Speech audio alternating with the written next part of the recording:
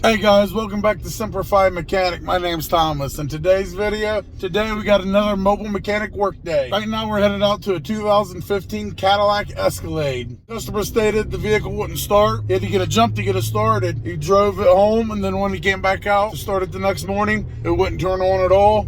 Got his neighbor to go ahead and try to jump start him again. Even after putting jumper cables on, it wouldn't start. So that's when he gave up and he called me. If you guys want to watch me diagnose this thing, or try to at least, then stay tuned because we're starting right now.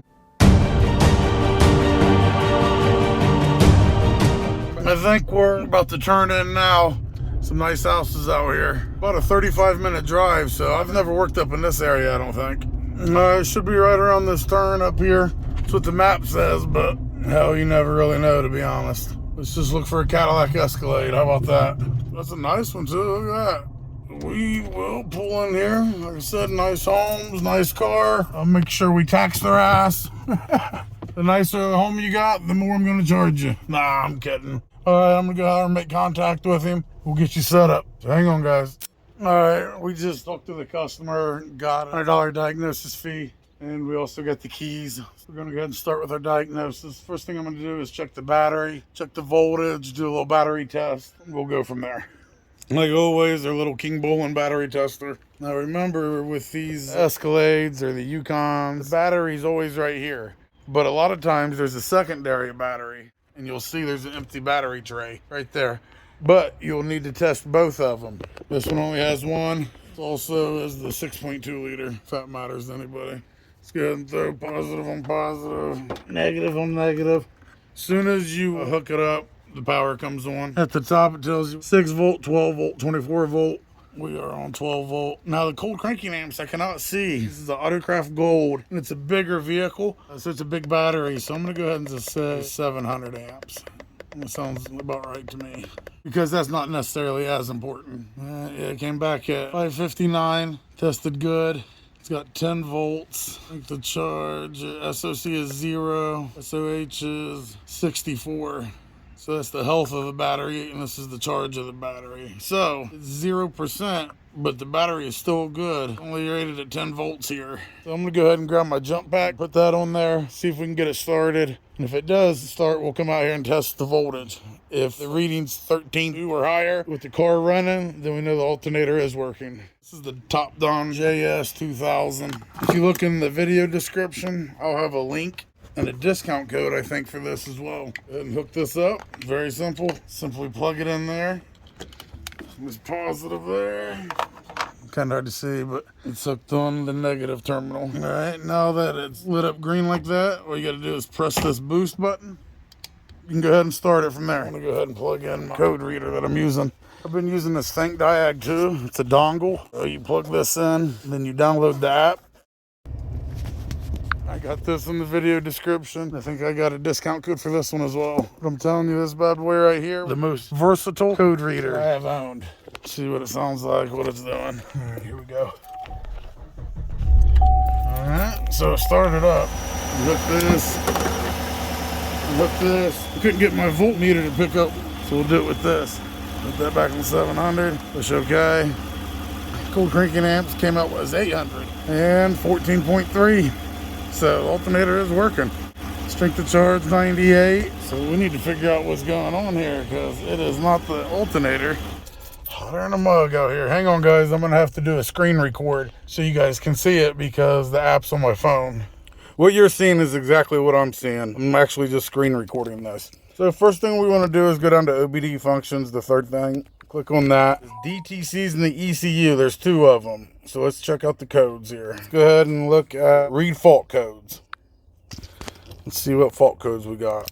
All right, it's got a couple of them, but they're repeating. So P0442, it's got an EVAP small leak, and then a P0449 EVAP control valve. Let's look at the live data real quick. Select all of them. Once again, at the top there it says 2 codes stored in the ECU. Let's go ahead and scroll down here. Just browsing over some stuff here. Let's go to test results, onboard monitoring test, and see if there's anything in there. Everything says okay. Let's fail right there. EVAP monitor. See, everything says okay. Exhaust, gas sensors, Cadillac monitor bank, VVT monitor bank. Everything's good except one thing. and that is evap monitor fail. Let's go up here to all system diagnostic. Let's click on that. Takes a minute, so hang on, guys. Let's see, automatic search. Transmission control module, no fault. BCM, no fault code. It's going to read all this stuff. All these at the bottom here are normal. The ones that are abnormal says the ECM, and then the remote control door lock receiver, and electronic brake control module. Let's go to the ECM real quick. Read the fault codes. Camshaft position, passed.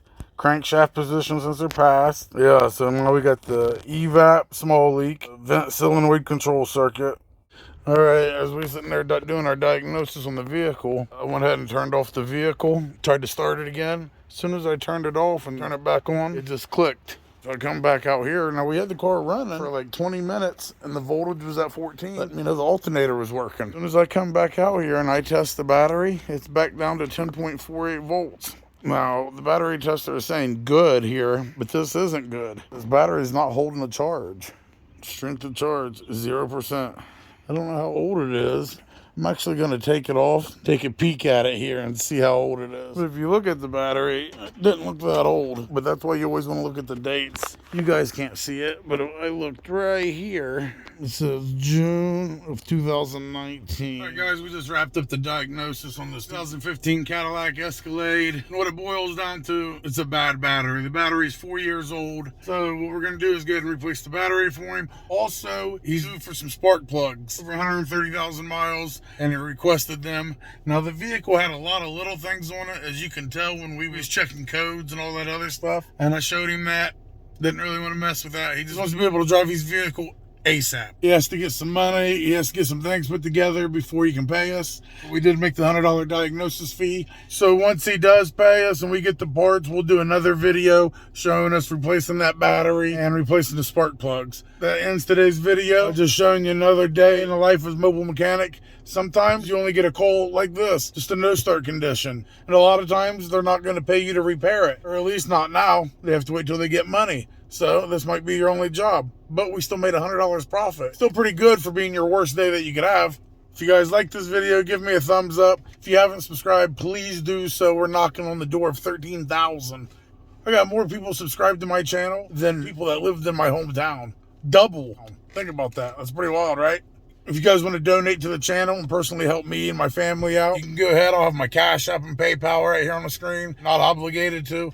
But if you own a vehicle like this and I just helped you out with a diagnosis, hey, maybe throw your boy $5 or something. But you don't have to. I'm still going to say it in case there's one rich subscriber out there that's going to drop me off a couple thousand one day. But if it doesn't happen, I still love you. And like we always say, Semper Fi. Till next time.